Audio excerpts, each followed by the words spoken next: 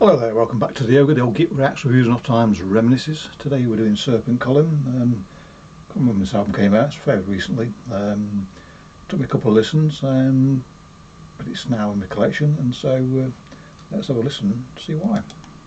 Doo-ba-doo-ba-doo. What am I doing? I'm pressing that button there. Come on then.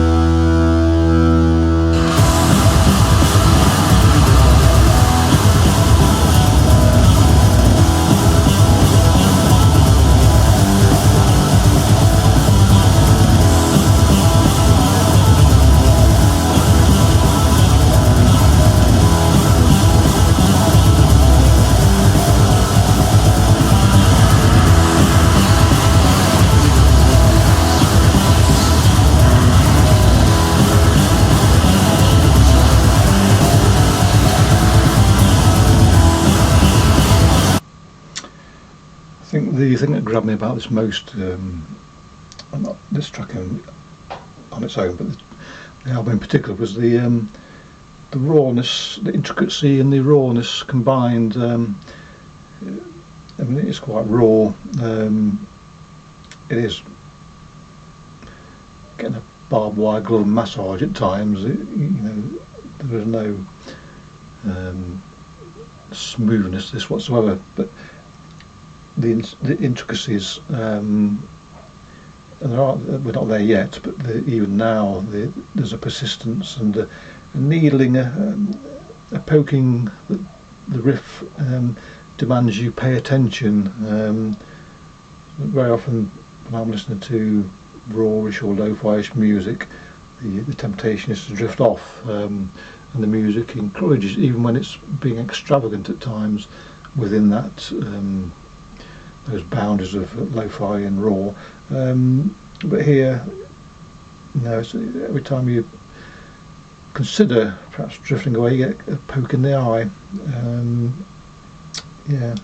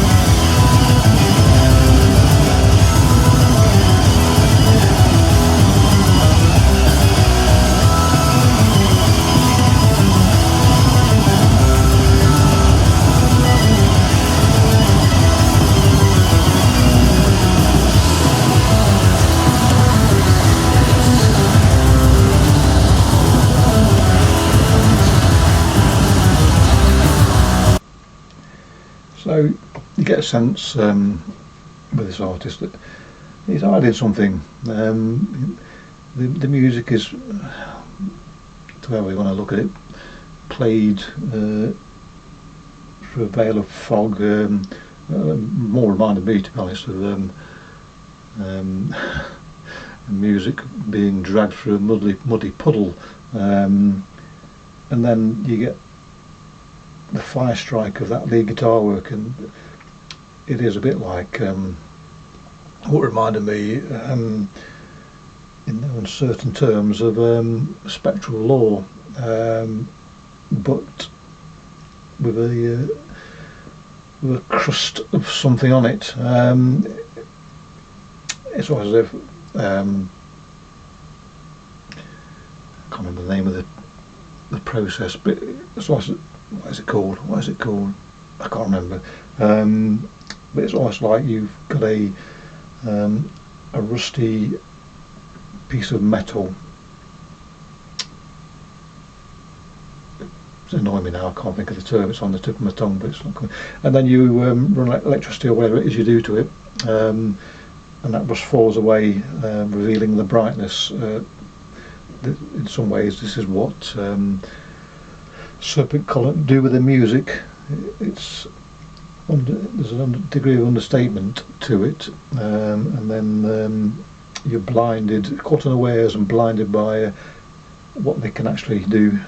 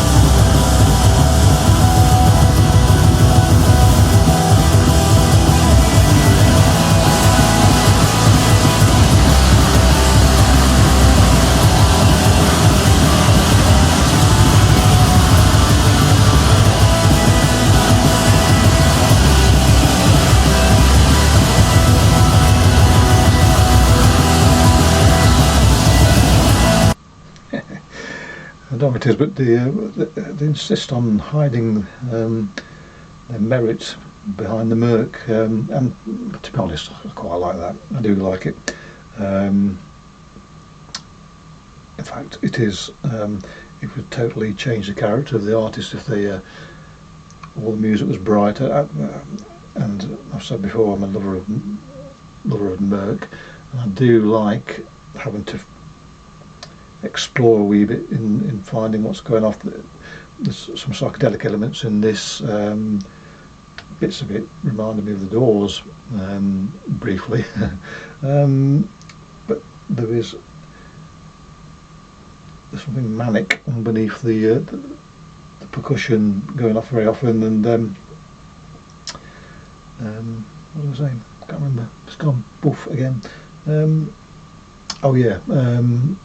And sometimes the riffs don't seem like metal riffs at all. They're more rock riffs, given the beans. But the movement is the main thing on this album, and this track exemplifies that perfectly. It's like when you watch Storm Chasers in America, following some supercell or whatever, and you, I never know if it's sped up or it's in real time, but when you see those clouds roiling and building, ready to chuck out a tornado at any point, this reminds me somewhat of that.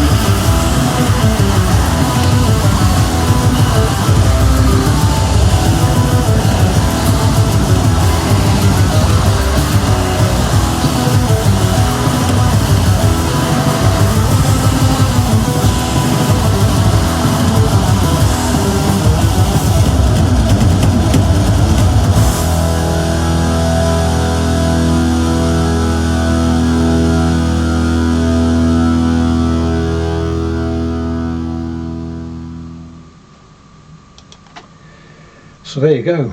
I'm going to have to check whether or not, excuse me, those lead guitar riffs sound violin-esque. No, I won't check. I'll never check. But I'm curious. I think the guitar, but they do sound violin-y. There you go. Anyway, Magnificent Muffle. The whole album has the same vibe and atmosphere, it is. Just it is. What was I say? There are surprises around every corner. I suppose eventually those surprises become more predictable, but nonetheless they're still delightful. Yeah. Anyway, clicky bollocks. Catch you all next time. Cheerio.